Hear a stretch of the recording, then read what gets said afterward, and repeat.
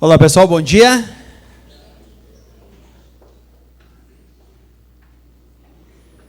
Hoje nós estamos aqui para lembrarmos a ceia do Senhor. Momento especial em que nós participamos de dois elementos específicos, um simbolizando o corpo e o outro o sangue de Cristo.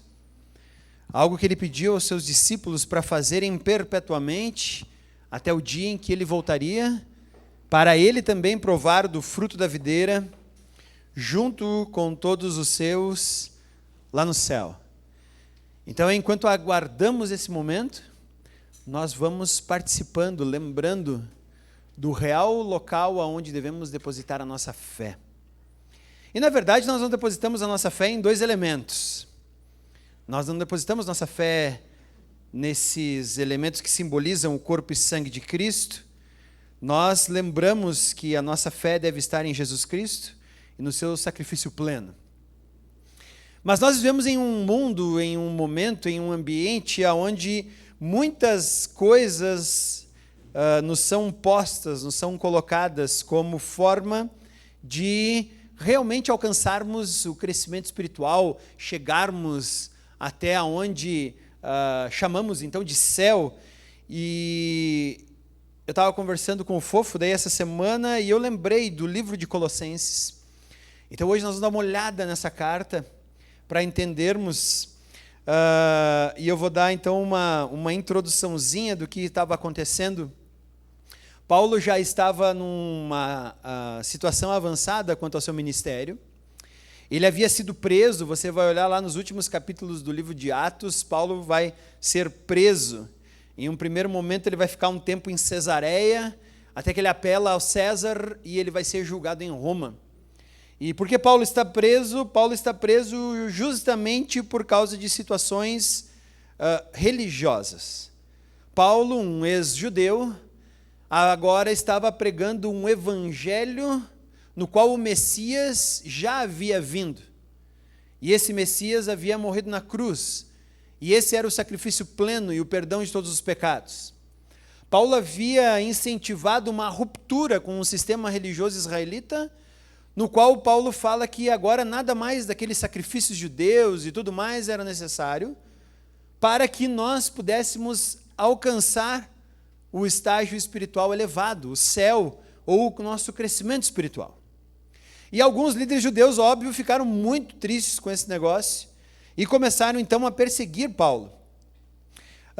Ele então é indiciado por suposto crime religioso, é julgado em Cesareia.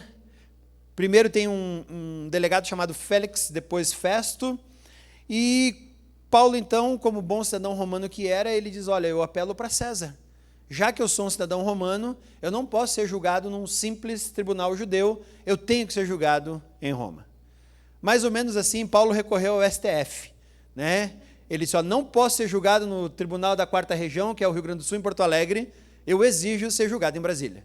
Por quê? Porque ele tinha o seu passaporte diplomático e ele era um cidadão romano.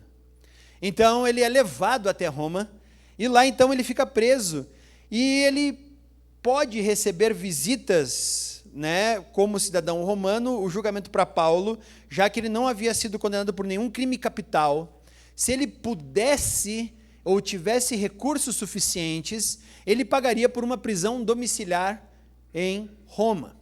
Então a gente vê que esses recursos todos não são invenção do Brasil, vem desde o direito romano, que já se estuda na faculdade de direito, porque afinal de contas os romanos foram pioneiríssimos em muitas coisas a respeito do direito.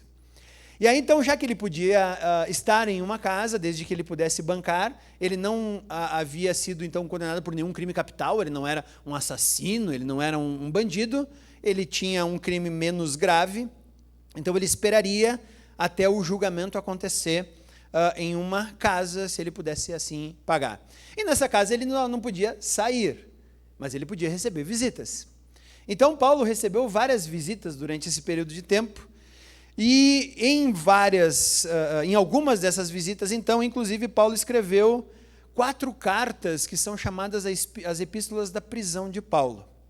A carta que nós chamamos de Efésios, a carta aos Filipenses, a carta aos Colossenses e uma pequena cartinha, quase que um bilhete, que nós chamamos de Filemon. Todas as cartas estão ali no Novo Testamento, junto das epístolas paulinas. Quando você estiver em casa, você pode lê-las por você mesmo. Mas eu achei legal a carta aos Colossenses para esse momento de ceia, justamente por algumas situações bem específicas. Paulo não foi o implantador da igreja em Colossos. Paulo, ele havia passado por suas viagens missionárias implantando igrejas, e pessoas que se converteram à pregação desse evangelho de Paulo foram abrindo outros locais onde a igreja foi crescendo. Esse é o caso da igreja de Colossos. Ela está exatamente nessa situação. Ela foi implantada nós não fazemos ideia de quem Paulo dedica essa carta a uma pessoa, mas uma pessoa chamada Epáfras. Nós não sabemos se foi ele realmente que implantou a igreja, mas há um momento que ele está liderando a igreja e ele está passando por vários problemas a respeito do evangelho, e ele então resolve escrever para Paulo, pedir para Paulo uma ajuda, dizendo: Paulo, o que eu faço com relação a isso? E aí é mais ou menos aquele negócio. Quando a gente olha a carta de Colossenses, nós não temos os pedidos de Epáfras para dizer: puxa, olha, ele está falando sobre isso. O que nós temos é mais ou menos assim: você escuta alguém falando ao telefone e você imagina o diálogo que está acontecendo a partir de alguém que está falando com outra pessoa ao telefone. Então é mais ou menos isso que a gente faz quando lê a carta aos Colossenses. Paulo está respondendo algumas perguntas que nós não temos todas as certezas, mas podemos bastante próximo saber o que Epáfras estava perguntando. O que acontecia na igreja de Colossos, então? Colossos era uma cidade boa, famosa na sua época, né? Fazia parte de uma rede de cidades muito importantes na Ásia Menor. E religiosamente, então, ela era muito fértil. Havia muitas religiões ali. Religiões antigas, ancestrais, até o evangelho, que era algo, entre aspas, muito novo ali naquele momento, naquela circunstância. E os colossenses, então, eles haviam ouvido o evangelho, haviam compreendido Cristo e começaram em um bom caminho de crescimento espiritual. Mas aí surgiram os religiosos. Essa é uma classe complicadíssima em qualquer circunstância. Os religiosos, eles têm a grande tendência de começar a colocar penduricos aonde não deveria ser colocado. Eles começam a acrescentar coisas aonde não precisaria. E esses religiosos, então, olhando a fertilidade espiritual que havia em Colossos, eles começaram a infiltrar-se dentro da igreja de Colossos. Nós sabemos que a igreja, ela nem toda é formada por cristãos sérios, comprometidos. O próprio Cristo vai dizer que vai chegar um momento em que muitas pessoas chegarão para ele dizendo: mas nós fizemos tais coisas em teu nome. Ele vai dizer: desculpa, eu não conheço vocês. Me deixa levar os meus comigo. Então seria uma ingenuidade nossa acharmos que todo mundo dentro de todas as igrejas é realmente um cristão convertido, comprometido com o sacrifício de Cristo. Nós temos muitos cristãos convertidos e comprometidos de Cristo dentro das igrejas, e nós temos alguns apreciadores de comunidade, nós temos alguns simpatizantes de Jesus, mas que talvez não façam parte. Foi exatamente isso que aconteceu na igreja de Colossos.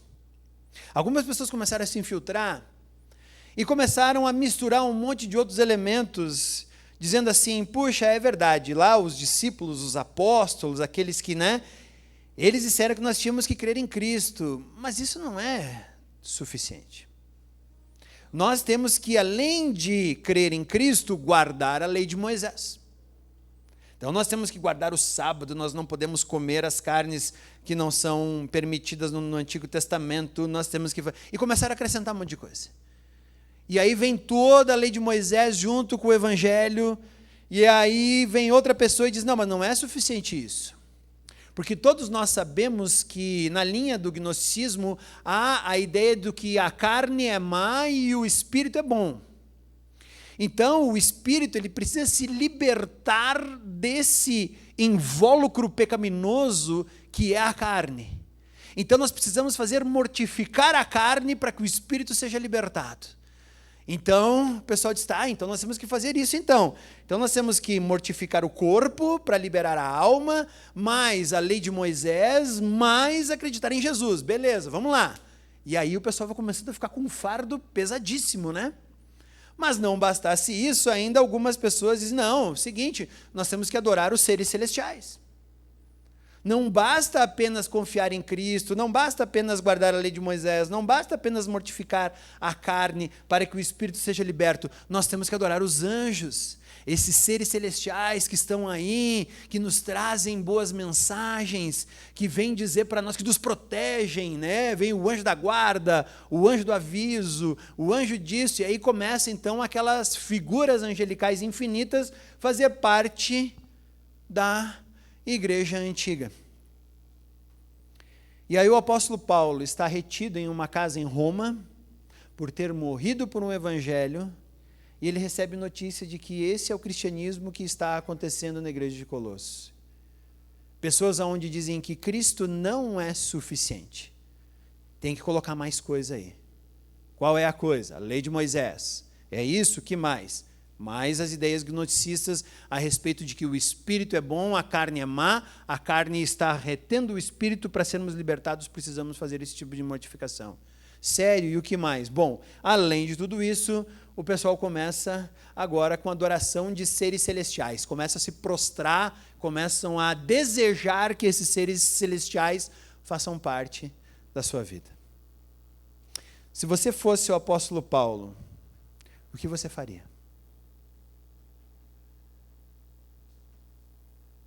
Se você fosse o apóstolo Paulo, o que você faria? O apóstolo Paulo fez tudo o que ele pôde. Ele mandou um recado para a igreja. Porque no meio de toda essa religiosidade, que tem aparência de piedade, não, algumas pessoas elas sentem assim, superiores por fazerem algumas coisas a mais que os outros não fazem. Elas acham que espiritualmente elas estão acima de você, pode crer. Tá? O religioso, ele é arrogante por causa disso. Ele acha realmente, porque ele faz o que ele faz, ele é mais elevado espiritualmente do que você. E aí então, Paulo fez tudo o que podia, enviando uma carta para a igreja, porque no meio de toda essa religiosidade, eles haviam perdido o principal elemento, que era a centralidade de Cristo.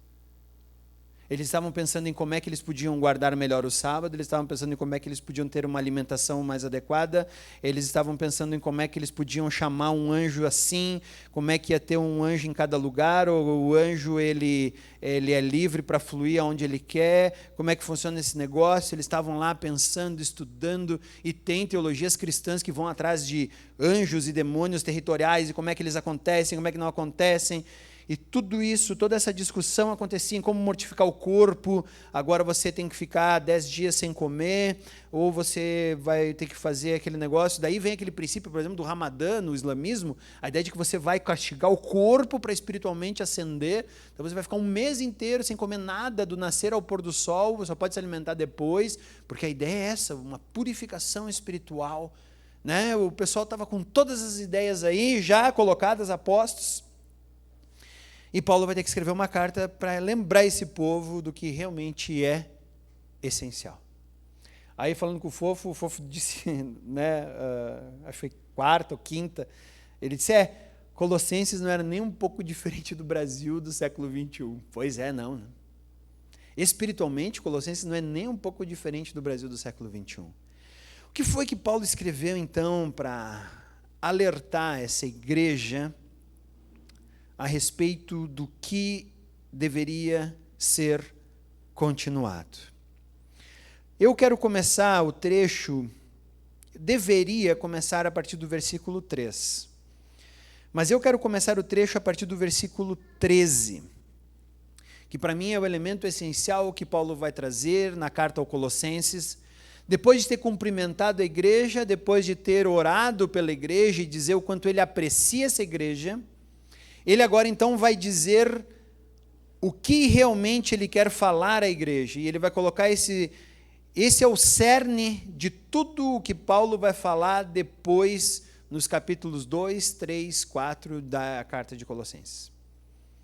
Então, tudo que você precisa saber que Paulo vai discorrer a respeito deste assunto, e ele começa então, no versículo 12, dizendo assim: dando graças ao Pai, que nos tornou dignos de participar da herança dos santos no reino da luz, pois ele nos resgatou do domínio das trevas e nos transportou para o reino do seu Filho amado, em quem temos redenção, a saber, o perdão dos pecados. Ele é a imagem do Deus invisível, o primogênito sobre toda a criação. Pois nele foram criadas todas as coisas nos céus e na terra, as visíveis e as invisíveis, sejam tronos, sejam soberanias, poderes ou autoridades. Todas as coisas foram criadas por ele e para ele. Ele é antes de todas as coisas e nele tudo subsiste. Ele é a cabeça do corpo, que é a igreja. É o princípio e o primogênito dentre os mortos, para que em tudo tenha supremacia. Pois foi do agrado de Deus que nele habitasse toda a plenitude, e por meio dele reconciliasse consigo todas as coisas, tanto as que estão na terra, quanto as que estão nos céus, estabelecendo a paz pelo seu sangue derramado na cruz. Antes, vocês estavam separados de Deus, e na mente de vocês eram inimigos por causa do mau procedimento de vocês. Mas agora ele os reconciliou pelo corpo físico de Cristo, mediante a morte, para apresentá-los diante dele santos, inculpáveis e livres de qualquer acusação. Desde que continuem alicerçados e firmes na fé, sem se afastarem da esperança do Evangelho, que vocês ouviram e que tem sido proclamado a todos os que estão debaixo do céu. Esse é o Evangelho do qual eu, Paulo, me tornei ministro. Paulo, então, ao escrever essa carta, ele parte do princípio de que tudo que essa igreja precisa é conhecer Cristo. A igreja não precisa de luz mais clara e mais escura. A igreja não precisa de um pregador famoso ou mais ou menos famoso. A igreja não precisa de música mais ou menos moderna. A igreja não precisa de um local mais confortável para estar. O que a igreja precisa para acontecer como deve é conhecer o Cristo que ele está apresentando aqui. É assim que Paulo vai tentar resolver o problema de uma igreja onde achava que tinha que ter muitas coisas para alcançar o ápice espiritual, o céu. E Paulo vai dizer que nada é necessário além do único e verdadeiro Cristo que entregou a si mesmo na cruz por nós. Então, do versículo 13 e 14, Paulo vai falar o que Deus fez por meio de Cristo. Eu disse que nós tínhamos que ler do 3 em diante, né? Eu poupei essa parte em que Paulo agora está lembrando da igreja, agradecendo ela e tentando lembrar a igreja o que foi que Deus fez por meio de Cristo. E se você ler com cuidado versículos 13 e 14, ele fala, o que Cristo fez? Nos resgatou do domínio das trevas, nos transportou para o reino do seu Filho amado, em quem nós temos redenção e perdão dos pecados. Foi isso que Deus fez por meio de Cristo. Não precisamos de mais nada, além do próprio Cristo. E quem é que fez essa obra? O próprio Deus, por meio de Cristo, nos faz isso. Primeiro, nós somos livres do domínio das trevas, aonde, quando nós não entendemos quem Cristo é, nós somos presas, ou estamos presos desse domínio espiritual fora de Cristo. Nós estamos presos ali, sem poder sair, nós somos ignorantes espiritualmente, que é o que ele vai falar no versículo 21. Antes, vocês estavam separados de Deus, na mente de vocês eram inimigos por causa do mau procedimento de vocês. Quando eu não conheço Cristo, estou aprisionado a qualquer outra coisa que não Ele. Por isso, Cristo diz que nós, nele, somos libertos. Conhecereis a verdade, e a verdade vos libertará. Então, essa é a proposta de Cristo. O que acontecia aqui é que Cristo libertava, mas a igreja aprisionava. Por meio de todas essas ideias religiosas que acontecia. As pessoas não se sentiam mais livres por Cristo, elas se sentiam aprisionadas por Ele. E aí Paulo vem lembrar e dizer, gente, Cristo é a nossa liberdade plena. Somos livres do domínio das trevas por meio dele. E aí nós somos transportados para o reino do seu Filho. Automaticamente já fazemos parte do reino do seu Filho. Não um reino israelita que temos que esperar ser fundado quando assim acontecer, Israel vai se libertar dos seus inimigos, vai fazer uma nação poderosa. Não. Paulo diz que nós já somos transportados para o reino do Filho, que não é terreno, é espiritual. E nós podemos viver esse reino espiritual a partir de agora, nesses corpos carnais. Por quê? Porque fomos libertos da ignorância. Então, tudo que o cristão faz para a honra e glória de Cristo é sinal da sua liberdade. Quando eu digo não para alguma coisa que vai ser nociva espiritualmente para mim, isso é o que me dá liberdade. Paulo, em 1 Pedro, capítulo 4, ele vai falar que nós somos... deixa eu pegar o termo aqui agora. Desculpa, veio na cabeça, não estava preparado aqui. Espera aí. Deixa eu pegar aqui Pedro. 1 Pedro 4:1, nós estudamos do Grupo Célula essa semana.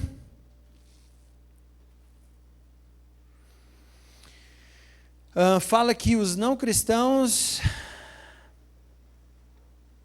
Deixa eu lembrar agora. Os não cristãos, eles se espantam de nós não fazermos as mesmas coisas que eles fazem. Capítulo 4, versículo 3, no passado vocês já gastaram tempo suficiente fazendo o que agrada aos pagãos. Naquele tempo vocês viviam em libertinagens, sensualidades, bebedeiras, orgias. Eles acham estranho que vocês não se lancem com eles na mesma torrente de imoralidade e por isso os insultam. É estranho para quem não tem uma vida espiritual ver alguém agindo por meio da sua liberdade espiritual, dizendo não às coisas mundanas. E por isso, inclusive, é hostilizado por quem faz. Porque eles não conseguem compreender como você não vai fazer aquilo. Que é a norma, que é o correto. Então esse é o primeiro... A liberdade que Cristo nos dá é o primeiro passo que nós temos para sermos espiritualmente livres. Aí nós somos transportados ao seu reino, e agora então em Cristo nós temos tudo o que precisamos. Nós já temos libertação, redenção e remissão. Não precisamos de nada além de Cristo para crescermos espiritualmente. Se alguém te falar qualquer coisa diferente disso, mande-o embora, porque ele não está falando da Bíblia, é um falso mestre. Se você precisa, para crescer espiritualmente, de qualquer coisa além de Cristo, já abandona isso, porque isso não faz parte, não é bíblico. E Paulo é o primeiro a nos lembrar disso. Depois, a respeito das coisas criadas que estavam mandando então as pessoas agora adorar, né, os anjos, os seres celestiais, aquelas coisas maravilhosas que se olhava. O recado de Paulo é o versículo 15 até o versículo 17 dessa carta. Ele fala, quem Cristo é? É a imagem do Deus invisível, primogênito sobre toda a criação. E aqui primogênito, algumas seitas por aí dizem, viu? Primogênito é a primeira criatura. Na verdade, o que Paulo está lembrando aqui é o direito de primogenitura. Ele não está dizendo que Cristo foi criado ou gerado, mas está dizendo que Cristo herda todas as coisas, como o primogênito de uma casa judaica herdava todas as coisas. Era assim que acontecia no judaísmo. O primogênito herdava tudo. Uma pena que eu não vivo nessa época, eu vou ter que dividir metade com a minha irmã. Vou ter que dividir metade com a minha irmã. Mas, né? Paulo vai falar então que Cristo é a imagem do Deus invisível, primogênito sobre toda a criação, pois nele foram criadas todas as coisas no céu e na terra, as visíveis e as invisíveis, sejam tronos, sejam soberanias, poderes ou autoridades, todas as coisas foram criadas por ele e para ele. Ele é antes de todas as coisas e nele tudo subsiste.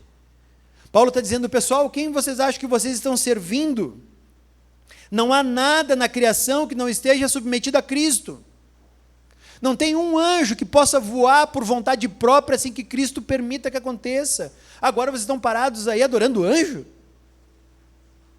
que aconteceu com vocês? Onde vocês estão?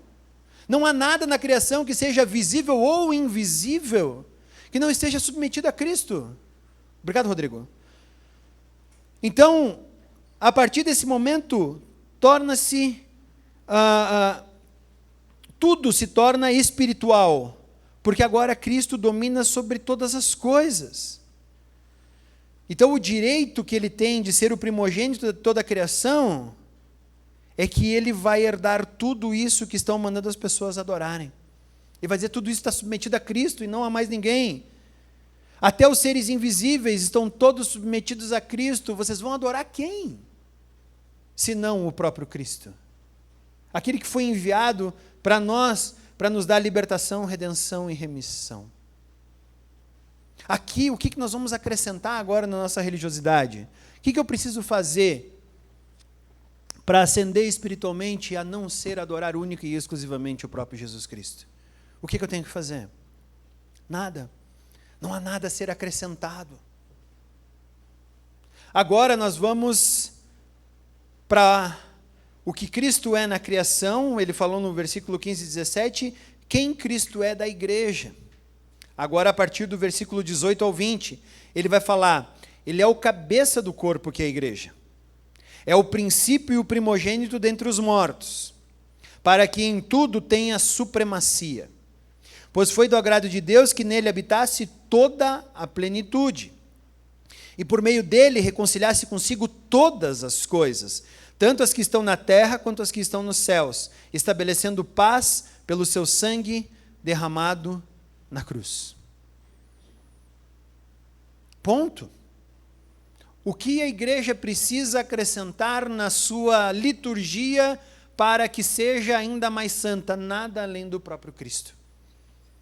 Por quê? Porque ele é o cabeça do corpo, e significa que ele está ligado de forma orgânica ao corpo. Ao mesmo tempo, se ele está ligado de forma orgânica, ele comanda todas as coisas, porque ele é o cabeça. Não há nada que tenha que ser acrescentado na igreja por causa disso. Tudo na igreja deve ser cristocêntrico, ou seja, deve levar a Cristo. Na minha vida, tudo deve ser cristocêntrico. Quando eu levanto de manhã, preciso ser cristocêntrico. Quando eu estou dirigindo, eu tenho que ser cristocêntrico. Quando eu estou trabalhando, eu tenho que ser cristocêntrico. E quando nós vamos iniciar qualquer coisa aqui, chamado de celebração, tudo precisa ser cristocêntrico. Qualquer coisa que nos afastar de Cristo durante esse momento, precisa ser retirado do meio da celebração. Se a luz é maior que Cristo, tem que ser retirada. Se o cantor é maior que Cristo, tem que ser retirado. Se o cara que toca é maior que Cristo, tem que ser retirado. Se o cara que prega é maior que Cristo, tem que ser retirado. Porque tudo aqui precisa apontar agora para o único consumador de todas as coisas, que é Cristo. Nós precisamos nos lembrar disso constantemente, para que a nossa mente não abra uma armadilha para nós mesmos. E eu acho interessante é que o pacto que Paulo fala de Cristo está no seu sangue derramado na cruz. Havia na antiguidade uma ideia entre os cristãos, inclusive, dizendo que Cristo não tinha vindo em corpo. Ele tinha vindo só em espírito, ele não era um corpo. Então ele não podia ser ferido e ele não podia ser machucado. Algumas outras pessoas falavam que Cristo, na verdade, ele nasceu uma pessoa normal lá, um cara, nasceu um Jesus. Aí no momento do batismo de João Batista, Cristo do céu desceu e habitou nesse Jesus, nesse homem Jesus. E que um pouquinho antes da cruz, esse Cristo saiu, e quem morreu na cruz foi esse homem chamado Jesus, e não o próprio Deus, porque como é que Deus podia morrer na cruz? Aí eu digo para você que tudo isso é um papo furado, porque se na cruz tivesse morrido uma pessoa normal, jamais podia ter feito um pacto estabelecido no seu sangue. Ia ser um sangue nem um pouco diferente do meu derramado na cruz. Então, até mesmo essas heresias cristãs dizendo que, não, olha, não podia, Cristo não veio em corpo, Paulo diz, veio em corpo sim. Não foi o Cristo que morreu na cruz, foi um homem Jesus que foi habitado por Cristo no seu batismo até um pouquinho antes da morte da cruz. Depois esse Jesus foi embora e deixou ele se lascar sozinho. E Paulo diz, não, foi o próprio Cristo que morreu na cruz, porque só assim o seu sangue derramado tem capacidade de comprar a nossa redenção. Não foi um homem comum que morreu na cruz. Isso é o que Paulo vai falar. Dito isso agora, ele vai falar sobre nossa conexão com esse Cristo a partir do versículo 21. Antes, vocês estavam separados de Deus, e na mente de vocês eram inimigos por causa do mau procedimento de vocês. Mas agora, ele os reconciliou pelo corpo físico de Cristo. Mais uma resposta aqui, ó. A carne é má, o espírito é bom. Ele diz, vocês foram reconciliados pelo corpo físico de Cristo, mediante a morte, para apresentá-los diante dele santos, inculpáveis e livres de qualquer acusação. Desde que continuem alicerçados e firmes na fé. Qual que era o problema deles? Estarem agregando elementos da fé que fazia-os esquecer de Cristo. Então Paulo lembra que isso só vai ser eficaz na vida deles desde que continuem alicerçados, firmes na fé, sem se afastarem da esperança do Evangelho, que vocês ouviram e que tem sido proclamado a todos os que estão debaixo do céu. Esse, centrado em Cristo, único e exclusivamente, por meio do seu sangue na cruz, que nos traz redenção, que nos traz libertação, que nos traz remissão. Esse é o evangelho do qual eu, Paulo, me tornei ministro. Tudo o que uma pessoa precisa para ascender espiritualmente é olhar para Cristo. Tudo o que a igreja precisa para ser madura, forte, relevante, santa, ela precisa olhar para Cristo e aplicar o que Paulo acabou de falar para essa igreja em sua vida. Dito isso agora, eu quero que nós leiamos agora esse texto novamente, agora com os olhos abertos naquilo que ouvimos a respeito da explicação desse versículo, e vamos ver se ele vai se tornar um pouco mais claro à nossa mente. Colossenses capítulo 1, versículo 12, começa assim: dando graças ao Pai, que nos tornou dignos de participar da herança dos santos no reino da luz, pois ele nos resgatou do domínio das trevas e nos transportou para o reino do seu Filho amado, em quem temos redenção, a saber, o perdão dos pecados. Ele é a imagem do Deus invisível, o primogênito sobre toda a criação, pois nele foram criadas todas as coisas nos céus, na terra, e as visíveis e as invisíveis, sejam tronos, sejam soberanias, poderes ou autoridades, todas as coisas foram criadas por ele e para ele. Ele é antes de todas as coisas e nele tudo subsiste. Ele é a cabeça do corpo, que é a igreja. É o princípio e o primogênito dentre os mortos, para que em tudo tenha supremacia. Pois foi do agrado de Deus que nele habitasse toda a plenitude, e por meio dele reconciliasse consigo todas as coisas, tanto as que estão na terra, quanto as que estão nos céus, estabelecendo a paz pelo seu sangue derramado na cruz. Antes, vocês estavam separados de Deus, e na mente de vocês eram inimigos por causa do mau procedimento de vocês.